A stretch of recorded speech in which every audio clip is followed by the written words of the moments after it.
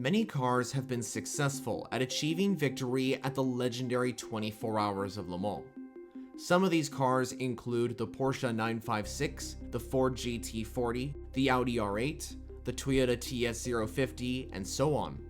But what about cars that had the potential to win overall by getting so close to taking victory, but ultimately never did? Well, in this video, I'll be breaking down a list of that exact topic. This is the top 10 Le Mans cars to never win overall. Now before I begin, while I have determined this list off of extensive research I've done on Le Mans cars that have never won but deserve to, I want to make it clear that this is still my opinion. So if a car doesn't make it onto the list, just know that it's not like it didn't deserve the Le Mans win at some point in its racing journey. Also, this list does not include cars that are currently still racing at Le Mans today, but are yet to win, such as the Cadillac V-Series R or Peugeot 9X8 for example. To begin, at number 10 is the Nissan R90C and its variations. Nissan's most competitive opportunity to take the win at the 24 Hours of Le Mans came in the year of 1990. This race was during the era of Group C, in which Nissan was a part of, and they had been very successful with their prototypes, especially in the JSPC and in IMSA. 9 Nissan Group C cars would enter the 1990 Le Mans. There would be 2 R90CPs, 4 R90CKs, and 3 of the older generation R89Cs. Group C cars were known for being extremely quick, and the R90C was no exception.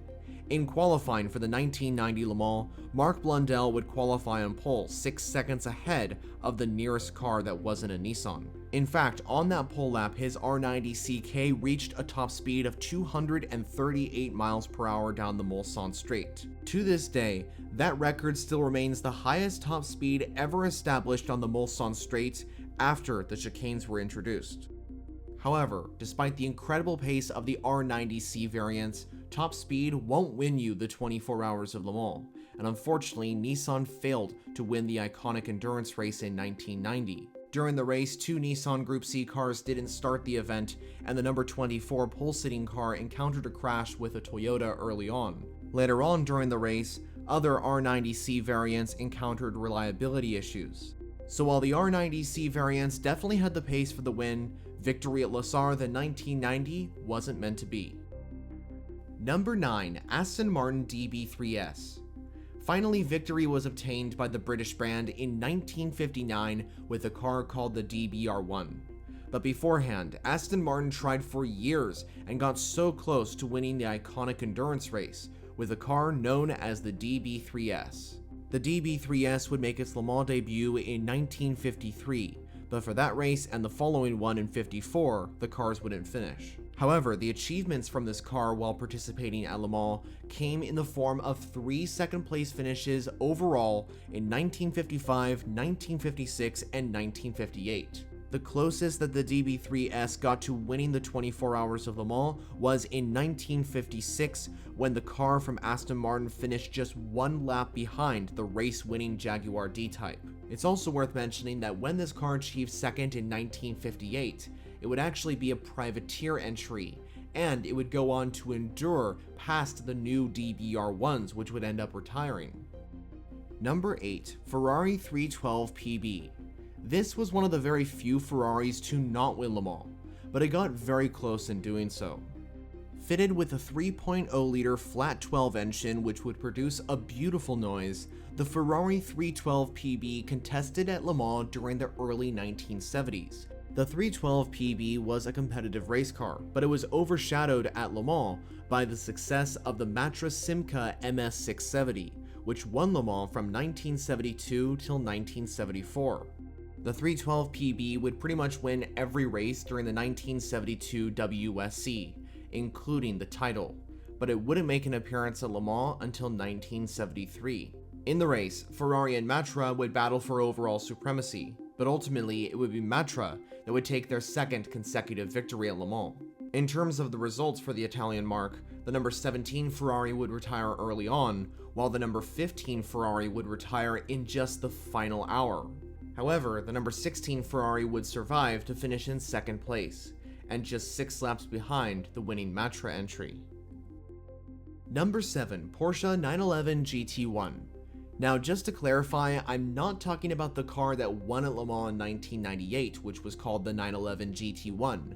I'm actually talking about its predecessor, that competed at Le Mans in 1996 and 1997. The GT1 regulations of the mid-90s allowed some modified GT cars to fight for overall victories, and during the 1996 24 Hours of Le Mans, the 2 factory Porsche 911 GT1s qualified first and second. However, despite the strong starting positions, the factory Porsches were outperformed by the TWR Porsche Le Mans prototypes, which soon overtook the GT1 cars.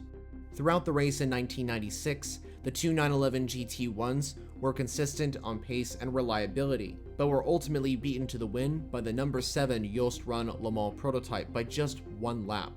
The Porsche factory entries did secure a successful result though, 2nd and 3rd overall. For 1997, the 2 factory 911 GT1s would be joined by 6 other privateer entries. In the race, the Porsche 911 GT1 Evos led a lot of laps and had an opportunity to win again. Alas, during the daytime hours on Sunday, things went downhill for the 911 GT1 factory cars. They lost the lead to the TWR Porsches, and eventually both cars retired with the number 26 car catching on fire. Now, it's worth pointing out that while this variation of the 911 GT1 never achieved overall victory at Le Mans, its successor the following year in 1998, the Porsche 911 GT1 98, was able to achieve overall victory. Number 6. Pescarolo C60 Judd. Excluding the Bentley Speed 8 from this equation, in the early 2000s, the Pescarolo C60 Judd was considered to be the only car to take the fight to the dominant Audi R8 at Le Mans. Arguably, the Pescarolo team's best opportunity at taking overall victory at Le Mans came in 2005, when the C60 Judds qualified in 1st and 2nd for the 2005 edition of Le Mans. At the start of this race, the number 16 Pescarolo would lead ahead of the number 17, and they had already bridged a gap to the Audi R8s and the Japanese Dome. However, as the race progressed, the Pescarolos developed issues and lost the lead. The number 17 car soon went into the garage with bodywork damage, and later on, the number 16 leading Pescarolo went into the garage with a gearbox issue. This handed Audi the race lead. While the Pescarolo C60 Judds were very quick during the 2005 race, they encountered quite a few issues, and ultimately it became another win for the Audi R8 in 2005. However, the number 16 Pescarolo would recover to finish 2nd overall, just 2 laps behind the winning Audi. This ended up being Pescarolo's best result at the 24 Hours of Le Mans. 2006 would be a less competitive year for the Pescarolo C60 Judd. However, the number 17 car would finish on the podium in 2nd position. Nevertheless though, the Pescarolo C60 Judd was a car that was considered to be very quick and had the ability to win Le Mans, but was never able to successfully do so, and it definitely deserves a place on this list. Number 5. Ferrari 330 P4. This car is known for being one of the most beautiful cars to ever exist in the history of motorsport, and its V12 engine doesn't make it sound bad either. But besides the fact that it looks and sounds great, was it actually competitive and successful at the 24 Hours of Le Mans, despite not winning? You see, this car existed during the time of the iconic story of Ford versus Ferrari. Ferrari introduced the 330 P4 as the successor to the 250 LM to combat Ford for the 1966 24 Hours of Le Mans.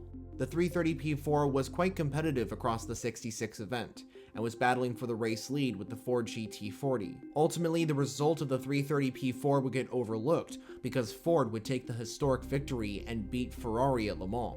The 1967 year of competition at Le Mans for the 330 P4 would be even more successful, with the Ferraris crossing the line in 2nd and 3rd, and even though they would lose out to Ford, that would still be a successful result. Also, add on to the fact that the 330 P4 would also win the 24 Hours of Daytona that very same year, coming away with a historic 1-2-3 finish. Number 4. Mercedes 300 SLR.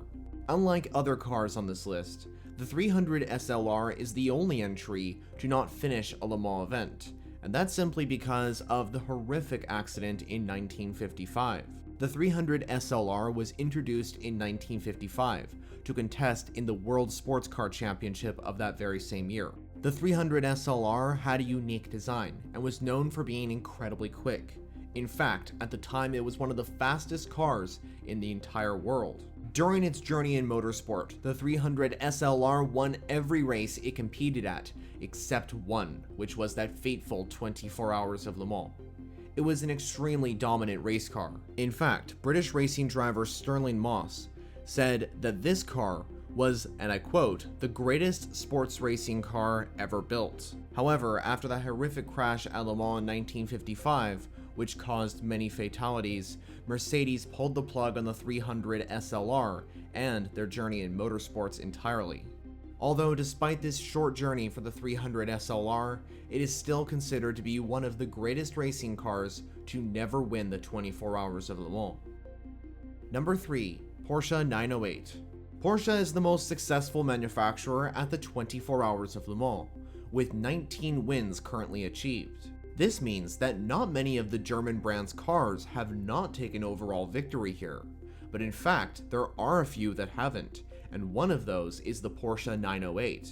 The 917K gave the brand their first win at Le Mans, but before that, Porsche had another successful car at Le Mans, it just never won. With changes coming to the Group 6 sports car regulations, Porsche introduced the 908 in 1968. During its first appearance at Le Mans in 1968, the 908s were quick, but out of the 4 factory entries entered, only one finished the race. This was the number 33 908, which finished in 3rd overall, 6 laps behind the winning Ford. The 1969 race, however, was a much more competitive showing from the 908s. They were extremely competitive across the event, and at the end, there was an incredibly close finish between the number 6 Ford GT40 and the number 64 Porsche 908. The two cars would go back and forth for positions 1 and 2, but ultimately it would be the Ford GT40 that would take the overall win. Although it was a very intense finish, as the 64 Porsche finished in 2nd, just a few car lengths behind the Ford. To this day, the end of the 1969 race is regarded as the closest finish in the 24 Hours of Le Mans history. The Porsche 908 was that close to taking it, and viewers, at least on this list, it doesn't get much closer than that. Number 2. Toyota TS020, aka the Toyota GT1. Before this car, Toyota had tried for years to win the 24 Hours of Le Mans, with cars such as the 90CV or TS010, but ultimately were unsuccessful. Toyota's next attempt at winning Le Mans came in 1998 and 1999 with the GT1, which was the Japanese manufacturer's car that was based around that era's GT1 regulations. The GT1's first attempt at winning Le Mans came in 1998, when the Japanese marque brought 3 cars to challenge for overall victory. The cars proved to be extremely competitive during the race, but unfortunately one of the entries retired in a crash and the other with a gearbox issue. The only other entry that finished the race was the number 27 Toyota, which unfortunately finished down in 9th overall. The following year, in 1999, Toyota would try again to win Le Mans with the GT1. The GT1s qualified 1st and 2nd for the race, and throughout the event, the Toyota GT1s were extremely competitive and led the majority of laps. Despite this competitive performance, the bad luck in 1998 unfortunately followed into 1999. The race-leading number 1 Toyota was the first GT1 to retire with suspension damage. Therefore, the sister Toyota, the number 2 car, would take over the race lead, but it too was involved in an incident and eventually retired. The number 3 Toyota was the only car still in the race, and had a shot at taking overall victory, but then it too encountered an issue with a puncture, which ruined its chance of taking the victory. The number 3 Toyota recovered to finish in 2nd position overall, but it was a bittersweet result considering Toyota had such a competitive car, but ultimately didn't win. Number 1. Sauber Mercedes C11. While this car was arguably even more competitive than its predecessor, the C9, which won Le Mans in 1989, it still was unfortunately never able to achieve overall victory at the classic French venue. The C11 was introduced in 1990 as the brand new Sauber Mercedes Group C car. It was powered by a 5.0-liter twin turbocharged V8 engine, and it was an extremely competitive race car. During the 1990 season of the World Sports Car Championship, the C11 won every race except one event at the Silverstone circuit, easily winning the team the overall championship. But as for Le Mans, the C11 only participated at one event, which was the 1991 edition of the 24 Hours of Le Mans. Sauber Mercedes showed up with 3 cars, the number 1, the 31, and the 32. Despite the number 1 Mercedes qualifying on pole, it wouldn't start there, due to the regulation of naturally aspirated 3.5-liter engine cars starting towards the front. Therefore, the Mercedes entries would start in 11th, 12th, and 13th. However, despite this, the Sauber Mercedes entries soon bolted their way towards the front of the field and eventually took over the race lead from the Peugeot 905s, proving how competitive the C11s truly were at the 1991 Le Mans. The C11s were dominating the event, and as the race progressed and night fell, the Sauber Mercedes entries were sitting in positions 1, 2, and 3 at Le Sarthe. However, what interrupted the C11's ability to win were reliability issues, which plagued the entries in a variety of ways. In the night, the number 31 and number 32 cars encountered gearbox problems. The dominant number 1 Mercedes would continue to lead into the daytime hours. However, its race was soon ended when the water pump drive belt unfortunately snapped. This resulted in the number 1 car retiring from the race, ultimately handing the lead to the now iconic number 55 Mazda 787B. Ultimately, the Sauber Mercedes C11s were absolutely the cars to beat. They were super consistent and so dominant, but unfortunately, reliability issues stopped their chances of achieving overall victory. So that completes the list of the top 10 cars to never win the 24 Hours of Le Mans overall. Out of all the cars mentioned, which one were you most surprised to see on this list? Well, I'd be interested to know your thoughts down in the comments. Thank you for watching. If you haven't already, I suggest subscribing. The reason why is because I make endurance racing content mainly on WEC and IMSA every week. And if you want to watch more videos, there's options on your screen. But for now, that's it from me. I'll see you in the next one.